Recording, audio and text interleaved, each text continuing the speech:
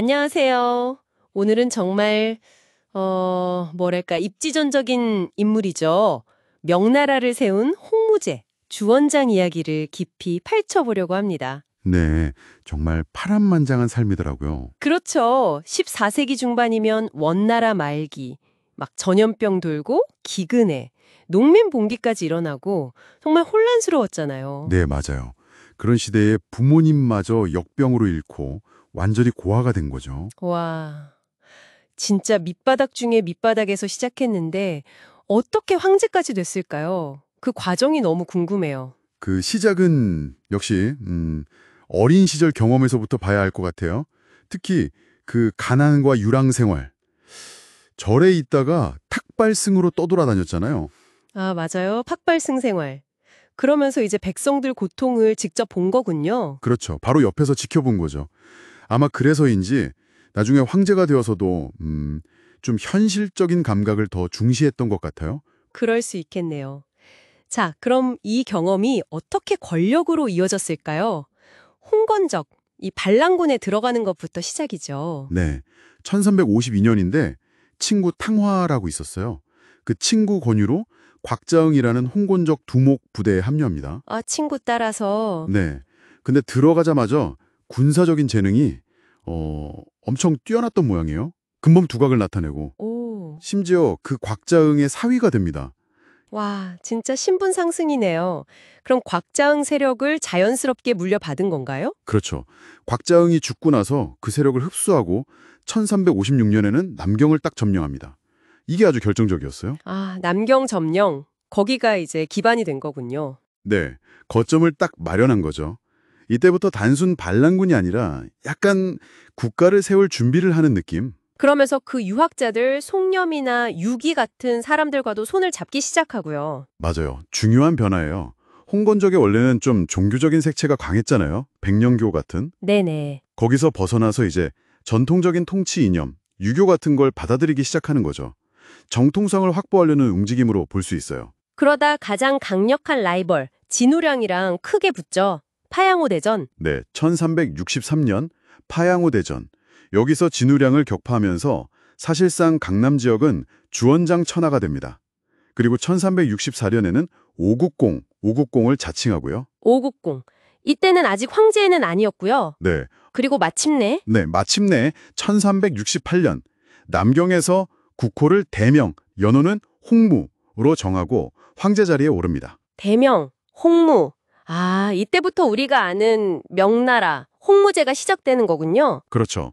그리고 바로 북벌에 나서서 원나라 세력을 북쪽으로 몰아내고 중국을 통일하게 됩니다. 물론 몽골 고원까지 정복하려던 시도는 좀 실패했지만요. 자, 그럼 이제 30년간 이어지는 홍무제의 총치, 어떤 특징이 있었을까요? 아주 강력한 중앙 집권, 황제 중심 체제를 만들려고 했어요.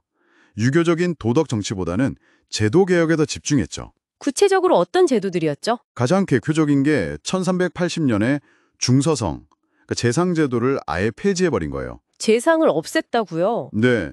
그리고 행정 실무를 담당하는 육부를 황제가 직접 관리하게 만들었습니다. 모든 보고가 황제에게 바로 올라오도록. 와, 그럼 황제가 모든 걸 다 챙겨야 하는 거잖아요. 그렇죠. 권력이 집중되는 만큼 업무 부담도 엄청났겠죠. 군사 주의권도 하나로 뭉치지 못하게 여러 개로 쪼개놨고요. 서로 견제하게끔. 네. 그리고 또 금이위 들어보셨죠? 아, 금이위, 그 악명 높은 비밀 경찰. 맞습니다. 황제 직속으로 만들어서 관료들을 철저히 감시하고 숙청하는 데 활용했죠. 도찰원이라는 감찰기구도 강화했고요. 지방도 마찬가지예요. 행정포정사사, 군사 도지휘사사, 사법감찰, 안찰사사 권한을 다 분리시켜서 황제에게 직접 보고하도록. 정말 철저하게 통제하려고 했네요. 근데 그 과정에서 숙청 이야기가 빠질 수 없죠. 호요용 남옥 사건 같은. 네, 이건 정말 끔찍했죠. 개국 공신들을 포함해서 수만 명이 연루되어서 죽임을 당했으니까요. 아니, 같이 나라 세운 공신들인데 왜 그렇게까지 했을까요? 그냥 반역 혐의만으로? 표면상 이유는 반역죄지만 많은 학자들은 어린 황태손, 그러니까 자기 손자죠. 주윤문에게 황위를 물려주려고 그랬다고 봐요. 아, 손자를 위해서. 네, 혹시라도 손자가 황제가 됐을 때 위협이 될 만한 세력들을 미리 다 제거해버린 거죠. 하지만 또 다른 면도 있잖아요. 농민 출신답게 민생 안정에도 신경을 많이 썼다고. 아, 그럼요.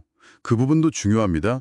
농업을 엄청 장려하고 황무지 개발하면 지원해주고 세금도 깎아주고 수리시설 같은 인프라 확충에도 힘썼어요. 오, 그런 건 정말 백성들에게 도움이 됐겠네요. 네. 그리고 인구랑 토지를 정확히 파악하려고 토지대장, 인구대장을 만들었고요.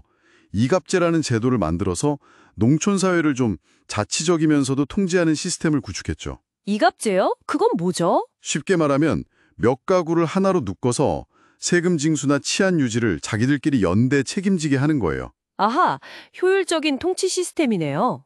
빈민 구휼에도 신경 썼다고 하고요. 네, 구휼시설구도 만들고 식량이나 물품도 나눠주고. 근데 또 한편으로는 대명률이라고 엄청 엄격한 법을 만들어서 사회 기강을 잡으려고 했어요. 특히 부패한 관리는 정말 가혹하게 처벌했고요. 약간 당금과 채찍이네요. 군사 쪽은 어떻습니까? 위소제라는 게 있던데요. 아, 위소제. 이것도 중요한데 군인들이 평소에는 둔전이라고 해서 주어진 땅을 경작해서 자급자족하고 유사시에 전투에 나가는 시스템이에요. 군역이 세습되고요. 국가 재정 부담을 줄이려는 목적이었죠. 그렇군요. 이제 후계 문제로 가보면 원래는 장남 주표를 황태자로 삼았잖아요. 네, 아주 어릴 때부터 황태자로 삼고 유교 교육이랑 군사 교육을 엄청 시켰는데 안타깝게 홍무제보다 먼저 죽죠. 1392년에. 그래서 이제 고민이 깊어졌겠네요. 다른 아들들도 많았는데. 네. 그런데 결국 주표의 아들, 즉 손자인 주윤문을 황태손으로 책봉합니다. 적장자 계승 원칙을 끝까지 고수하려고 했던 거죠. 그 의지는 강했군요. 근데 좀 아이러니한 게 다른 아들들은 그럼 어떻게 했나요? 그게 문제입니다. 다른 아들들, 특히 변방에 있는 아들들을 번항으로 봉해서 강력한 군사력을 줬어요. 국경 방어를 맡긴 거죠.